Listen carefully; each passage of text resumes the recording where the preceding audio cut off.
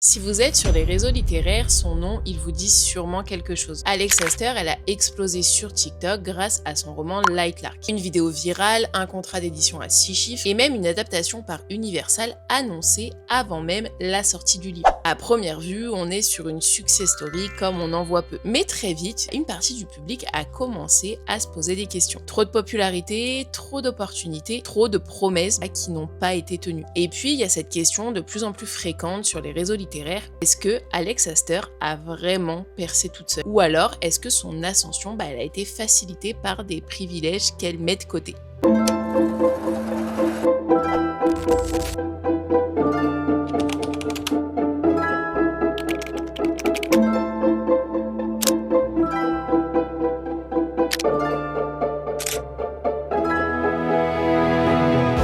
Aujourd'hui, on revient un peu plus en détail donc sur Alex Aster, une autrice incontournable des réseaux littéraires, son parcours hors norme et sur les critiques malheureusement qui l'accompagnent, notamment en ce qui concerne le népotisme. Si vous aimez les décryptages littéraires, les analyses, les dessous du marché du livre, en particulier dans le secteur de la romance et de l'imaginaire, je vous invite à vous abonner. Sur cette chaîne, je vous parle de romance, je vous parle de fantasy, je vous parle de young adult et plus largement du monde du livre. Pour tout vous dire, cette vidéo, c'était la toute première que j'avais écrite pour cette chaîne YouTube, même si j'en ai publié d'autres entre temps. Ça me tient vraiment à cœur de l'enregistrer aujourd'hui, j'espère qu'elle va vous plaire et j'espère qu'elle vous donnera envie de découvrir peut-être mes autres vidéos. Bref, on est parti tout de suite. En mars 2021, Alex Aster, elle publie plusieurs vidéos sur TikTok où elle présente son roman Light Lark. Light Lark, c'est le premier tome d'une saga annoncée comme une saga de romantasy young adulte en France, publiée par la maison d'édition Lumen. Elle le décrit alors comme un savant mélange entre ACOTAR et Hunger Games. Compétition magique, enjeu de vie ou de mort, romance enemies to lovers, secret, trahison, bref, pas mal de choses. À ce moment-là, il y a l'une de ces vidéos qui va devenir virale. Plusieurs millions de vues, des centaines de milliers de likes, bref, vraiment virale. L'effet, il va être immédiat. Elle va décrocher un contrat d'édition à 6 chiffres avec Amulet Books, une maison d'édition américaine faisant partie du groupe Abrams. En outre, en juillet 2022, elle fait une autre annonce. Universal Studios a acquis les droits d'adaptation pour Light Lark, le tout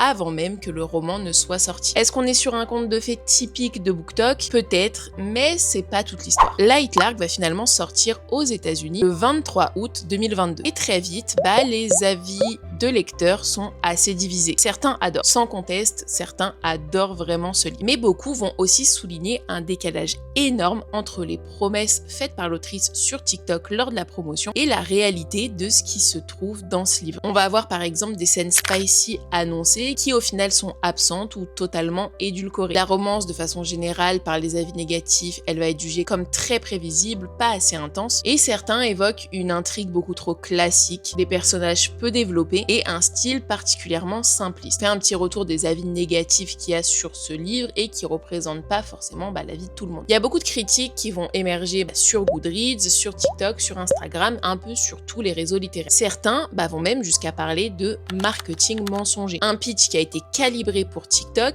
conçu pour séduire l'algorithme, mais qui au final est totalement déconnecté de ce qu'est le texte dans la réalité. Dans certaines de ses interviews, Alex Aster, elle va nous parler de son parcours difficile. Elle va évoquer des centaines de refus, des années à écrire dans l'ombre, sans soutien, avec une seule arme de son côté, sa propre détermination. On est sur un récit qui a sans nul doute pu inspirer beaucoup de personnes se retrouvant dans ce discours-là. Toutefois, à mesure que son nom circule et qu'elle gagne en notoriété, il y a des internautes qui vont se poser des questions. Derrière le nom de plume Alex Aster se cache Alexandra Pearson. Ses parents, ils sont propriétaires d'une grande concession automobile en Floride, mais c'est plutôt du côté de sa fratrie qu'il va falloir regarder. Alex Aster, elle a une sœur jumelle qui s'appelle Daniela Pearson. Cette sœur jumelle, elle est notamment à la tête d'une entreprise de médias valorisée à plus de 100 millions de dollars de Newsset. De Newsset qui a été cofondée avec Selena Gomez, que vous connaissez sûrement, et la productrice Mandy Tiffey. Par contre, soyons clairs, aucune preuve n'indique concrètement que Daniela ait directement aidé sa sœur à percer dans le monde de l'édition ou dans le monde du cinéma. Toutefois, pour beaucoup, il reste difficile d'imaginer qu'Alex Aster ait percé sans aucun avantage structurel. Certes, elle n'est pas la fille de hollywoodienne qu'on pourrait imaginer quand on parle de népotisme, mais elle a clairement grandi dans un environnement riche, connecté et particulièrement favorable au succès, si on peut dire. Quand on parle d'Alex Aster et d'adaptation rapide, Light Lark, c'est pas le seul exemple. En mars 2025, Alex Aster, elle sort un nouveau roman dans Un été à New York qui là s'inscrit dans le registre de la romance contemporaine. Les lecteurs y sont alors invités à découvrir l'autrice dans un tout nouveau genre. Quelques semaines après la sortie de ce nouveau livre, Alex Aster, elle fait une annonce significative sur son compte Instagram. New Line Cinema, une société de production, a acquis les droits pour une adaptation du livre. 2 romans, 2 deals d'adaptation ultra rapides, et ce, alors que les critiques restent très partagées. Par contre, concernant l'achat ultra rapide des droits d'adaptation, Alex Aster, c'est loin d'être un cas isolé. On peut notamment citer le livre Mexican Gothic de Silvia Moreno Garcia, qui a vu ses droits d'adaptation très rapidement achetés pour une adaptation en mini-série. On va également avoir le livre La femme de chambre de Nita Prose, qui a été vendu avant sa sortie grâce à un buzz professionnel autour du manuscrit lors de la foire de Francfort. Dernier exemple en date, très récemment, on a le livre Catabasis qui, avant sa sortie en librairie, a été acquis par Amazon pour une adaptation en série télé. Lai Clark et Un été à New York sont donc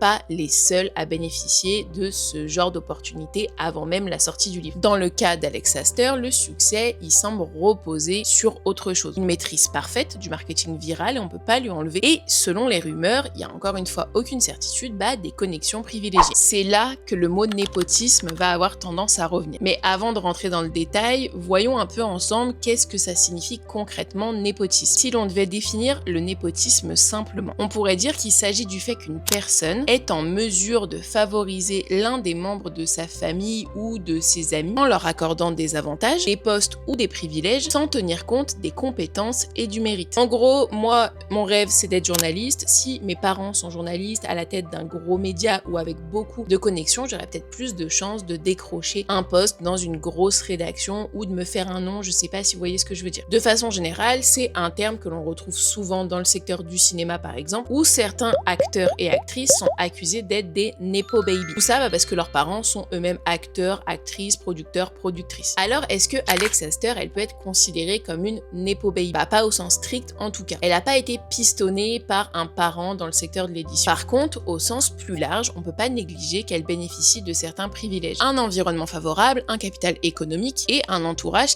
qui reste quand même très puissant. Et c'est des choses qu'on dit pas forcément dans les vidéos TikTok, mais qui peuvent tout changer. Mais il y a un point qu'il faut bien garder en tête, c'est ce que beaucoup lui reprochent, c'est pas d'avoir réussi. C'est plutôt d'avoir vendu une image de « je me suis faite toute seule » qui reflète au final pas forcément la réalité. Après, comme je l'avais dit quand j'avais publié la vidéo TikTok à ce sujet, on connaît pas sa vie, on connaît pas son entourage, on sait pas ce qu'il en est vraiment, mais on a quand même des éléments qui permettent de douter sur certaines choses. Malgré tout ça, Alex Aster, elle reste une autrice ultra populaire. Beaucoup adorent Lai Clark, ont adoré la suite de la saga et apprécient son univers de façon générale. Un été à New York a connu lui aussi un succès indéniable et a réussi à toucher un public qui n'avait pas forcément aimé la première saga. Concrètement, ce que je veux vous dire par là, c'est que je trouve qu'il reste compliqué d'affirmer ce que certains mettent en avant, que l'autrice ne mérite pas son succès. Pourquoi? Parce qu'au final, les goûts, ils sont hyper subjectifs et que Alex Aster, elle possède une fanbase qui est hyper solide. Dans un autre registre, Alex Aster, elle incarne aussi